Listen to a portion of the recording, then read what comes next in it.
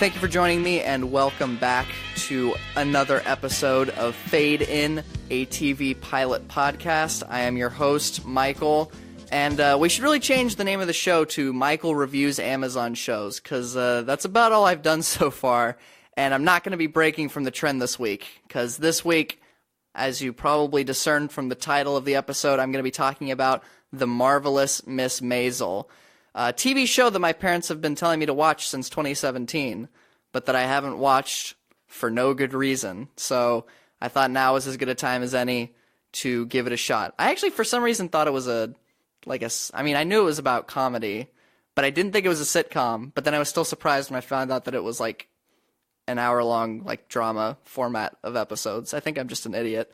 But I just watched the first episode today. I've been stewing on it for a little bit, and so let's just jump into to talking about the first episode of The Marvelous Miss Maisel. Again, like the other shows I've reviewed thus far, going into this with very prior. Wow, that is a fantastic sentence. Going into this with very little prior knowledge. I only knew the basic premise of the show, and that was about it. So I've never seen an episode before today. And this is just my impressions of watching it. So first thing that I like to start off with, did I enjoy this pilot? The answer is a wholehearted yes. Very much enjoyed watching Marvelous Miss Maisel. I really liked this first episode, and also I love the title of this show. It's so fun to say, The Marvelous Miss Maisel. That's called alliteration, kids. If you didn't sleep through your English classes, you would probably know that. Or you probably do know that. And you're taking issue with my smug tone right now. But yeah, I really like this show. And so let's go into what's the show about. So really, really quick plot synopsis. I was talking about this. I did another show that I don't think I'm going to release because it sucked, about the OA. I tried to review that show, but it was too weird for me to have anything to say, constructive or otherwise, for me to have anything to say about it, because the show's weirdness translated into my review of it and just made the review weird. And so I'm probably not going to release that episode. But one thing that I talked about that had nothing really to do with the OA was I don't really know what the smartest way to go about talking about these shows is, because I don't feel bad giving a plot synopsis of the first episode, because it's not like I'm reviewing movies where if I talk about the plot points and I tell you what happens in the work, whatever I'm talking about, that it's just going to completely ruin your experience. Because it's only some of these shows have run for 3, 4, 5, 6 seasons, and I'm only talking about the plot of one episode out of 50. And so I don't really feel bad spoiling the episode's plot in that particular way. But I don't know if there's a better way for me to go about reviewing these, because the plot is such an integral part of the fabric of a TV pilot and something that is almost paramount to go over. But I don't know if it's just annoying listening to me try to remember what happened in the show. I mean, I can remember what happens in the shows. It's just hard. I don't know how painful it is to sit through me. What happened after that? Oh yeah, then this happened. Because I take shitty notes because I'm an idiot. But anyways, so I'm just going to keep doing what I've been doing. That's basically the only way that I could really think of to do this, in the way to go over the things that I want to do. Because like I said, this is not really a review show. I mean, I'm reviewing the episodes, but I really want it to be more about the analysis of what I think makes some pilots successful versus other pilots fall flat. And to me, to do that successfully and effectively, I have to go over the finer points when it comes to the plotting and pacing of the episode. So anyways, I'm going to open the can labeled plot for this episode of The Marvelous Miss Maisel, this episode being the first one. And I don't know, yell at me on Twitter if you're tired of listening to me talk about the plot of these episodes. It's at Fade In Podcast if you want my Twitter account. But let's talk about plot. So we open up on the main character, Midge. It's her wedding day, and she's doing her own toast, which very much an offbeat thing for someone to be doing, especially because this takes place in, I believe, 1958, upper class New York. So it's kind of a, I don't know, idiosyncratic thing to do. Is that the right word for that? I'm just going to pretend it is, because only about 20% of the people listening will be able to correct me if it's not. But so she's giving her own account of the events leading up to this point in her life, about how she went away to this fancy boarding school, and she had a friend that was fat or something, and she did some weird stuff, and then how she met this guy Joel, who she's now marrying, how he's done all this great stuff with her, blah blah blah, and that's it. And then she pulls a prank on everybody because she's Jewish and everyone else at the thing is Jewish. Her rabbi's there, blah blah blah, and then she tells them all that there's shrimp in the egg rolls at the end of her toast, and they all freak out, even though I don't think there actually was shrimp in the egg rolls. It was just something she thought would be funny, and so they all get mad at her. But that's the opening, and I thought it worked as an opening. I really did, because I think that if it hadn't been as well written as it was, it could have very easily fallen victim to the feeling the need to just like vomit information onto us, like, this is where I went to school, and this is the guy I'm marrying, Joel, and all. It could have just fallen into the showing not telling trap. But I think that more important than the information that it was actually conveying to the audience was the tone and the feel of it being conveyed, because it really, when you think about like late 50s, early 60s, conservative, very devout Jewish values, you would not expect to see something like a woman giving her own toast at her wedding and making the types of jokes that she was making at the time. So it really gave you a good window into the main character by choosing to present her in this way. It gave me at least a very good idea of what kind of person we were dealing with, and it was a very effective way to start the show. Because I mean, when the show's named after your main character, I think it's safe to assume that the majority of the show is going to be about exploring that character and exploring their value systems and their psychology. And so opening on this extended monologue that gave us a good window into that, I thought was a really well done opening for the show. So it moves on.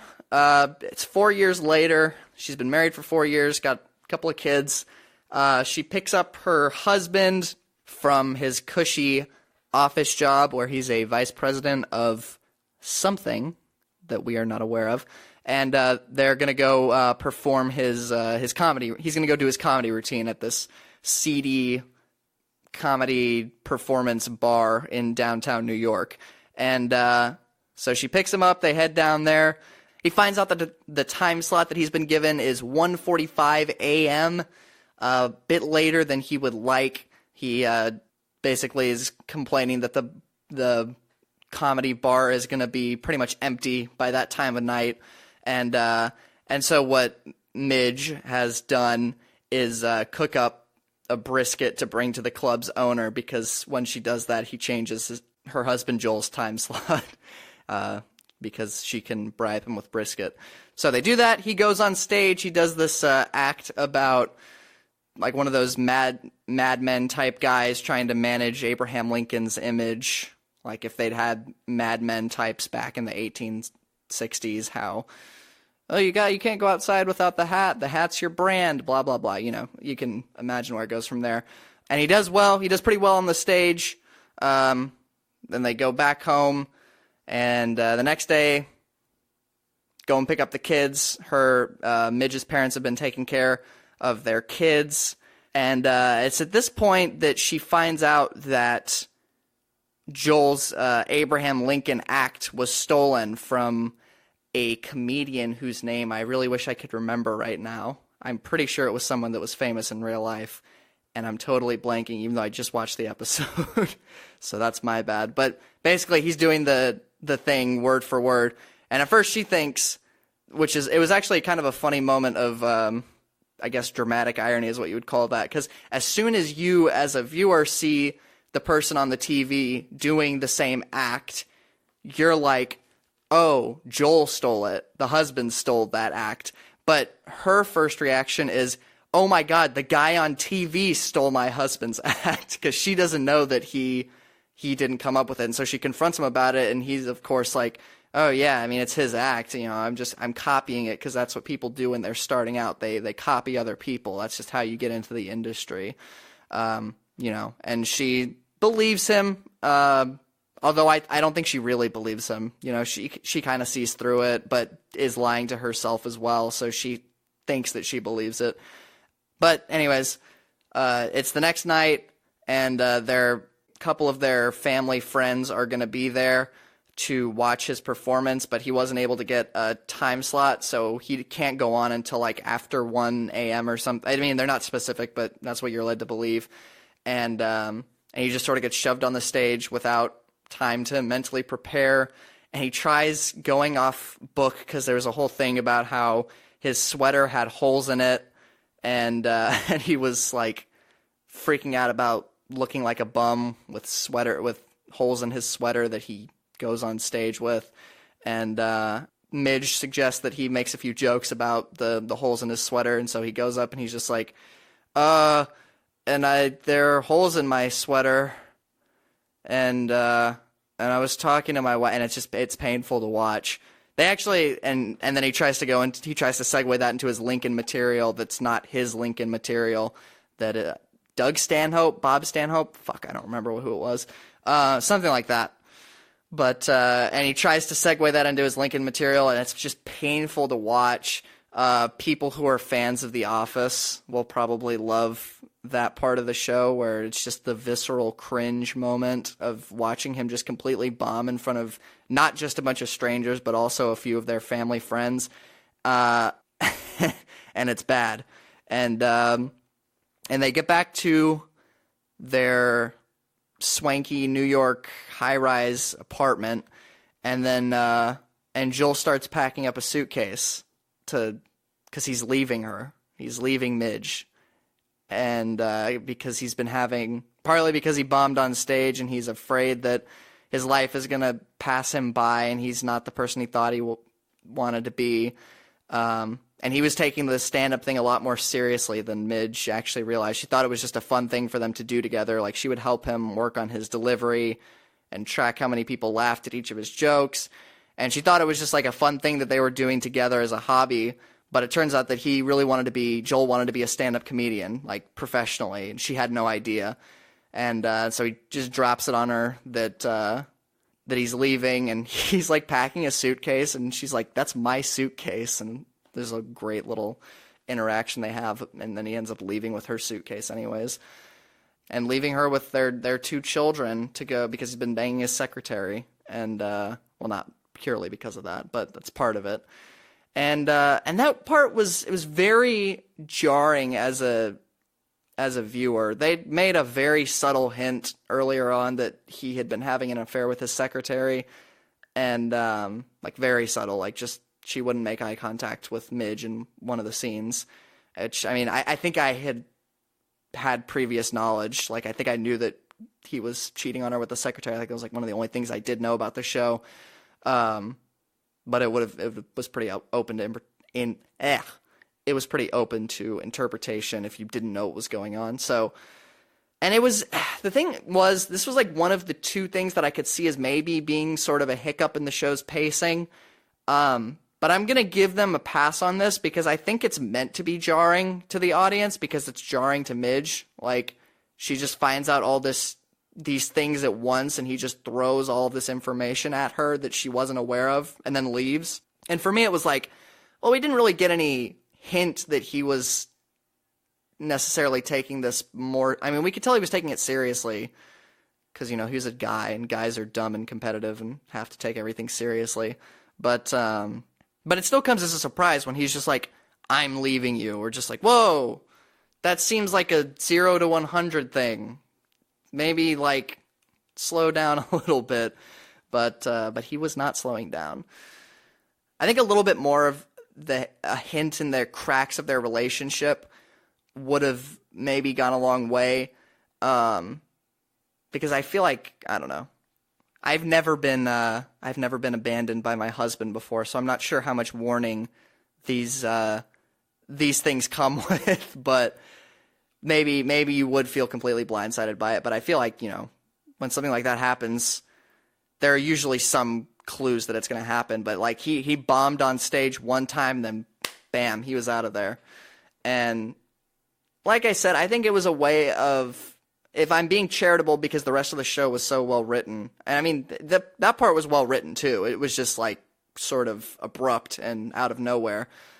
But if I were being charitable, which I feel like I can be with this show because it was so well done, I would say that it was meant to be a vehicle to put the audience in Midge's shoes so that we feel as out of place and as shocked by it happening as she does.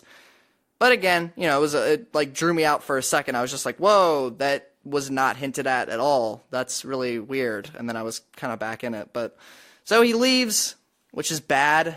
And she goes to her parents to like ask them like what she should do. And they basically berate her and get mad. It's a sad sequence, but it's also really funny. Like you can hear the mom crying in the bedroom in the background, and Midge is like, "Mom, stop crying in the bedroom!"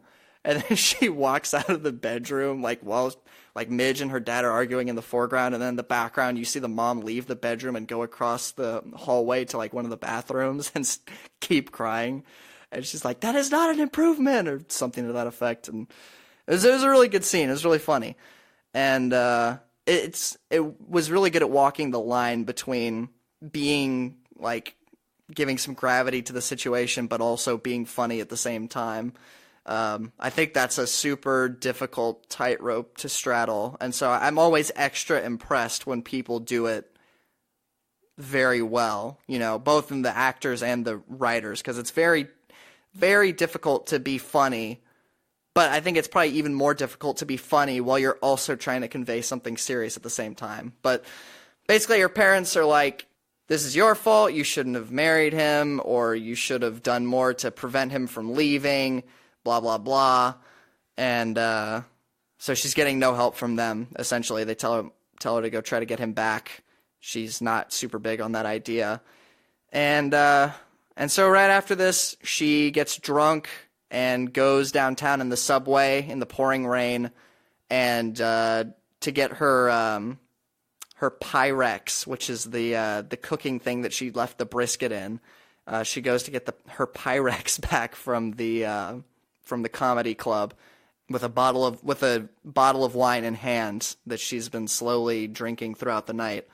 And so she gets drunk and then goes on stage and starts complaining about her husband leaving her, and it turns into a sort of improvised comedy routine that she performs for all the people, and they actually get into it and they start laughing, and it was a funny scene. It was well written.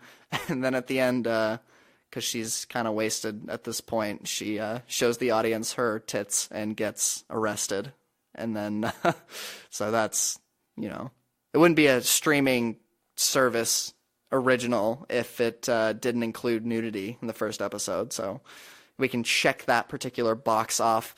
And then when she gets bailed out by a character that I should from jail, because it's illegal to show your tits on stage at a comedy club.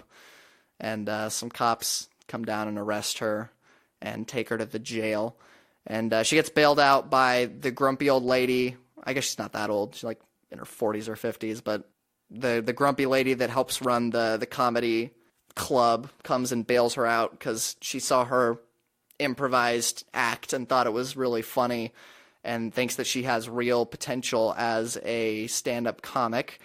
And she's like, no, I can't do that. I can't do stand-up comedy. And then she leaves and then starts thinking about it more and then comes back. She's like, okay, I'll do stand-up comedy with you. Which, this is the other weird part of the show's pacing, it's almost bizarre how the like last 5 minutes of this episode play out. So the lady, Susie, I think is her name, says, you should do stand-up comedy. And she's like, no, I can't do stand-up comedy. I've got kids. I got responsibilities, blah, blah, blah. And she leaves. And she thinks about it for like 5 seconds. And she comes back. She's like, okay, I'll do stand-up comedy. And then the last scene is is Midge bailing out another stand-up comedian who'd been locked up in jail. This is a male stand-up comedian who'd been in jail. And she bails him out so that she can ask him, like, do you love being a stand-up comedian? And then the episode ends and he's like, no, it's a terrible job. You should never be a stand-up comedian. This is the worst job ever created. It's worse than cancer. Don't become a stand-up comedian. And then she's like, yeah, but do you love it? And he's like, eh. And then he leaves and she's like, oh yeah, he loves it. And then that's like the end of the episode. And it was so weird because I don't know why that scene didn't come before the scene of her like agreeing to do stand-up comedy.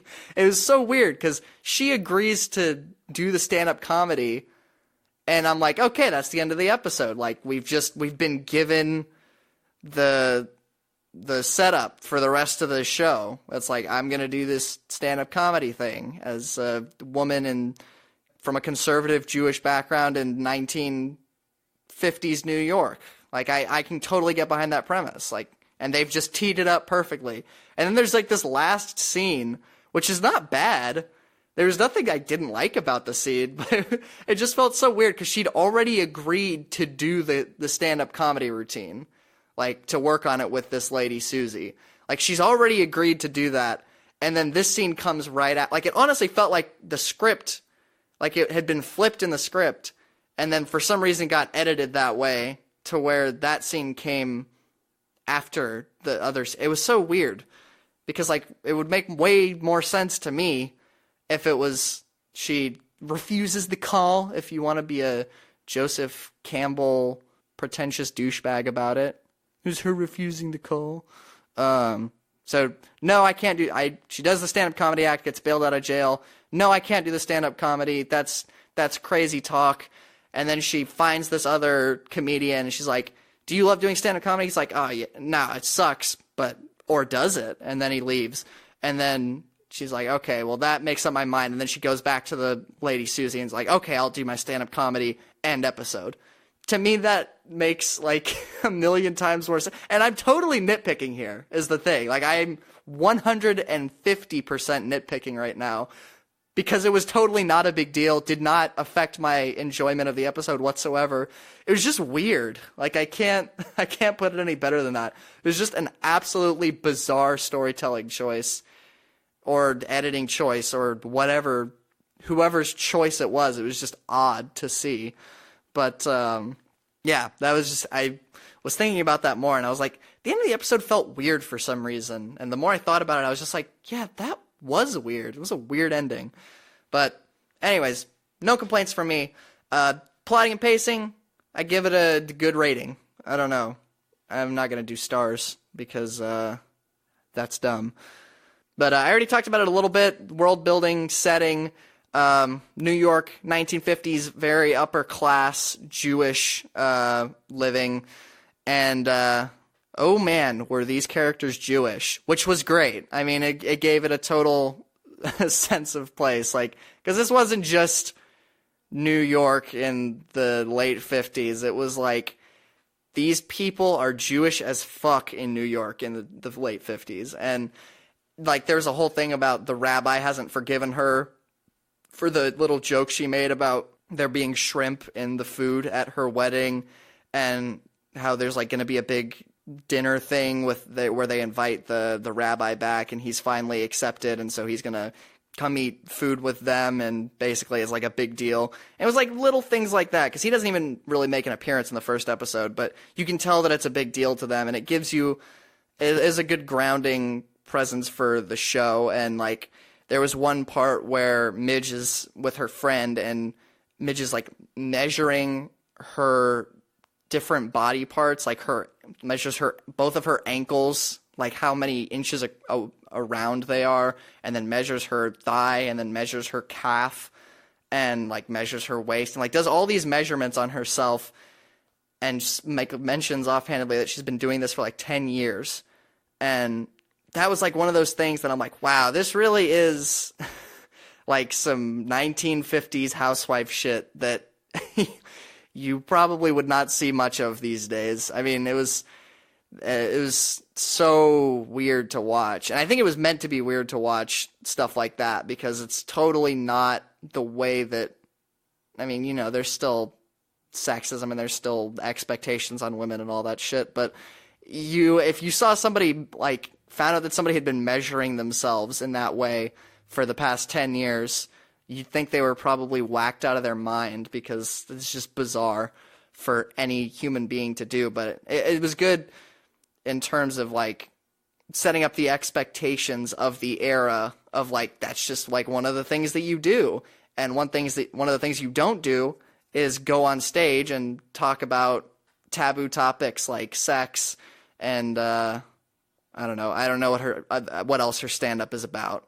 Her divorce, and, like, women don't talk about shit like that, but that's what this show is going to be all about, is a woman actually talking about those different topics. And so for me, it was really good about setting up those little details that really were so specific that, like, they almost couldn't be made up. I mean, obviously the specifics of them were made up, but, like, you could totally see this being someone, what is that, 61 years ago, living this particular life. It was totally believable and totally grounded. And another thing that was nice about the setting was the discrepancy between their upper class condo in the nice part of New York and then the downtown dirty, gross pub club thing that they performed the comedy in. There was a huge gap between the two locations physically, and I thought it worked really well. They did a good job showing the difference between what she's sort of grown up in and what she's used to, and this busted up club that she's now going to be performing in that's meant to be, I presume, emblematic of the other clubs that she's going to perform in for a while. We'll shift gears, talk about the characters a little bit. There weren't a ton of characters in this first episode. I mean, there were a few side characters that had a few lines each, but I liked that they didn't feel the need to introduce us to a million important characters right off the bat. I think shows do that a lot now, and they sort of spread themselves thin. But obviously, main character, Midge, played by, I just looked this up and I forgot it because I'm a fucking idiot. I'm not Googling it right now. Just cover your ears. Rachel Brosnahan. That was it. I knew that. I sort of knew that. But she does a great job portraying Midge as the funny lady that she is. She was really good at delivering the comedic lines and making you laugh, but also making you feel a lot for the character and what Midge was going through.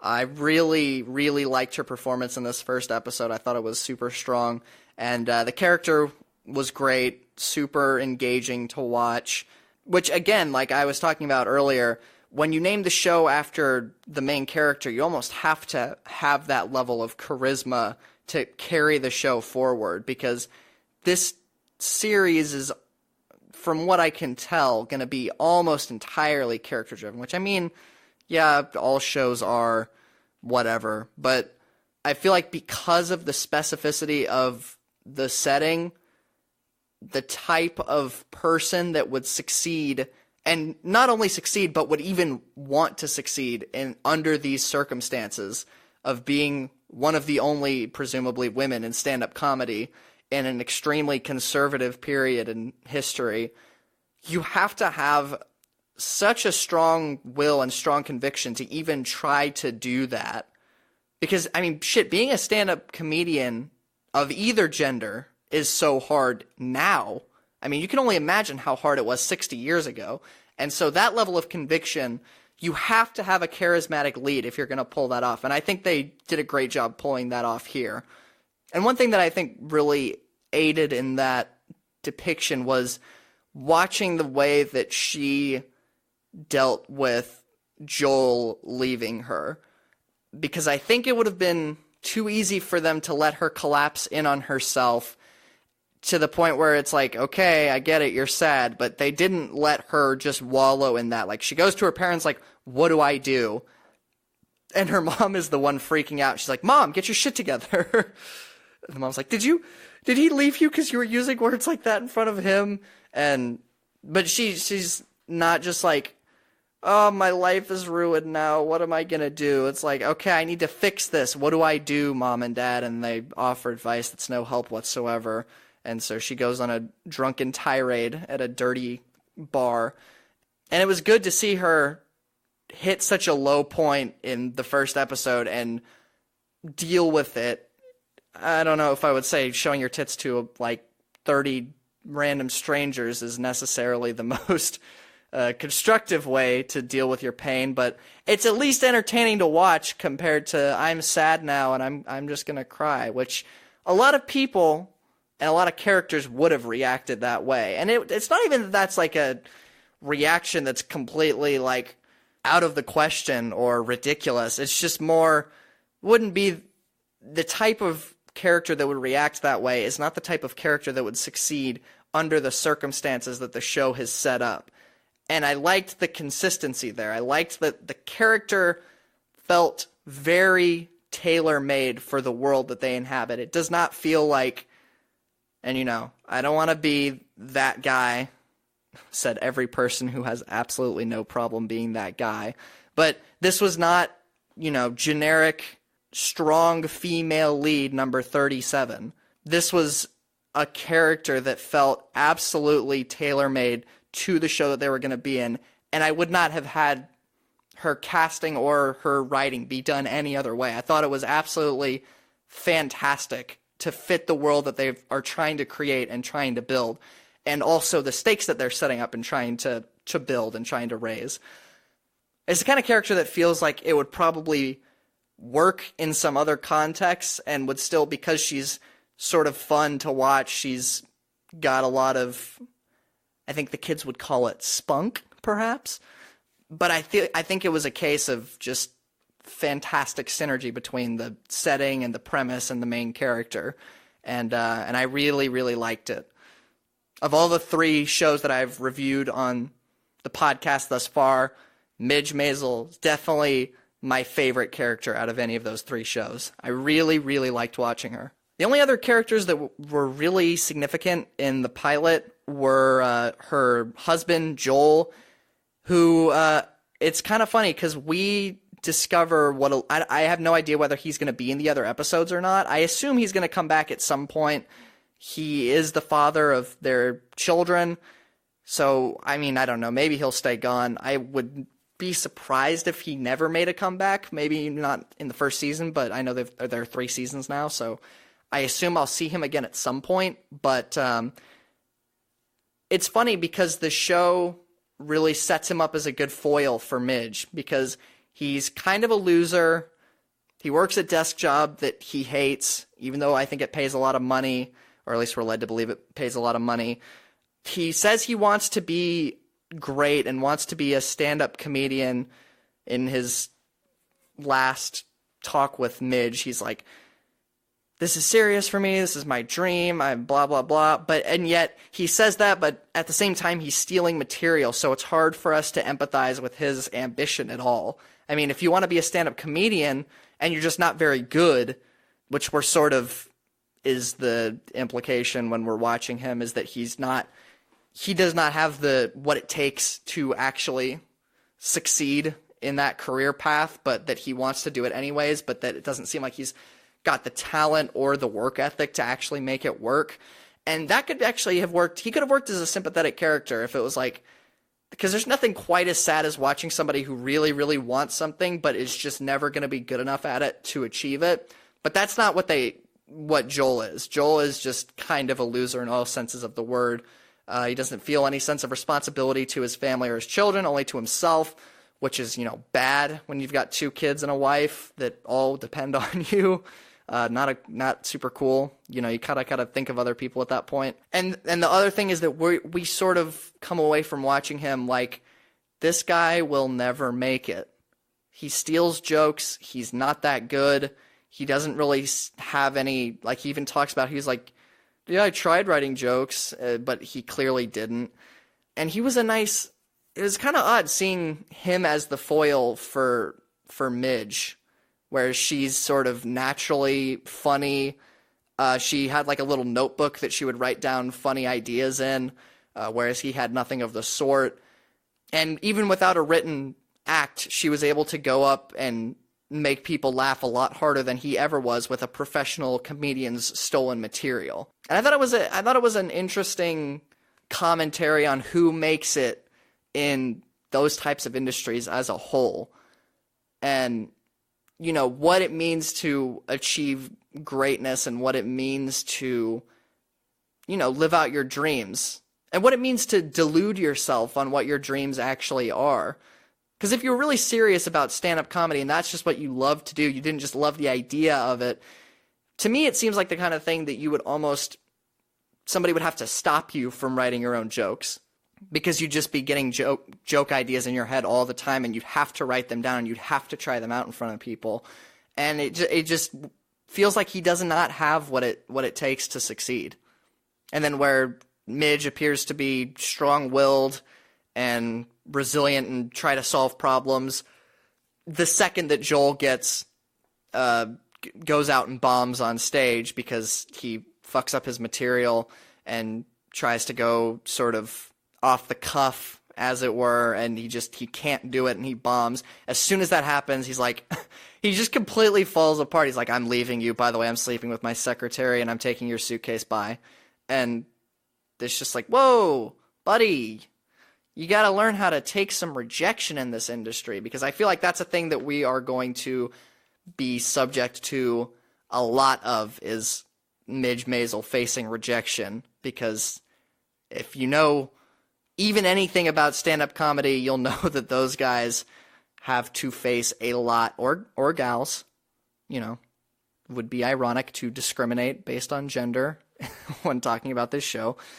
But you know those guys face a ton of rejection, and being able to deal with it is just required to be a comedian. I mean, it's not even like it helps to have thick skin. It's like you have to either have it or develop it. And really, even if you already have it, you're going to have to develop it even further to reach godlike levels of being unfazed by people's negative opinions of you. And so to see Joel just like up and quit after getting one rejection is like, okay, buddy, you're out of here. See you later. And then the only other character that we really got any time spent with that was more than just like a wacky side character in this first episode was Susie. And she helps run the comedy club that they perform at. She's very... she was not on screen nearly as much as the other two, but she was really funny every time that she was one of those performances where they would convey so much with just the way that they would look at the other characters. And she was just great to watch.